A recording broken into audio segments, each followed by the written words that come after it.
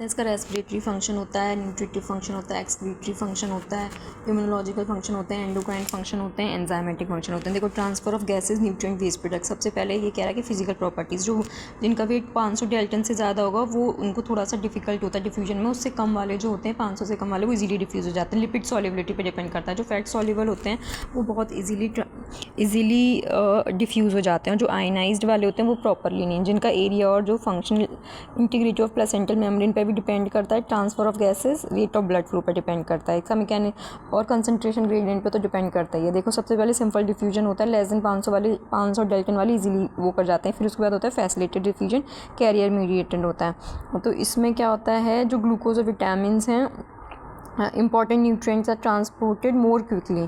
ठीक है। फिर एक्टिव ट्रांसपोर्ट होता है अगेंस्ट कंसंट्रेशन ग्रेडियंट होता है। ठीक है। वो आयंस जो होते हैं, एंडोसाइटोसिस और एक्सोसाइटोसिस होती है।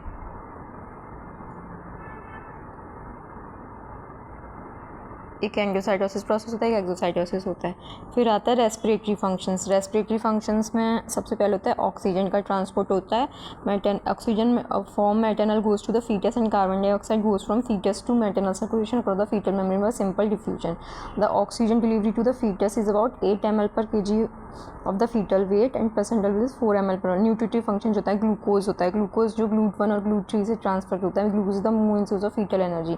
अमीनो एसिड जो होते हैं वो एक्टिवली ट्रांसपोर्ट होते हैं। IgG by the process of endocytosis और एक्सोसाइटोसिस। लिपिड्स जो होते हैं वो मतलब होते हैं fatty acid that transfer from mother to foetus in early pregnancy but synthesise in the foetus in late pregnancy. The transfer of essential fatty acid is more than non-essential fatty acids, which is dual in origin. Water electrolyte होता है sodium potassium chloride at transferred by simple diffusion. और जो calcium phosphorus iron are actively transferred. ठीक है। फिर उसके बाद zinc levels are greater in foetal plasma membrane, तो उनका भी एक्टिव ट्रांसफर होता है foetal plasma. Then while copper levels are lower.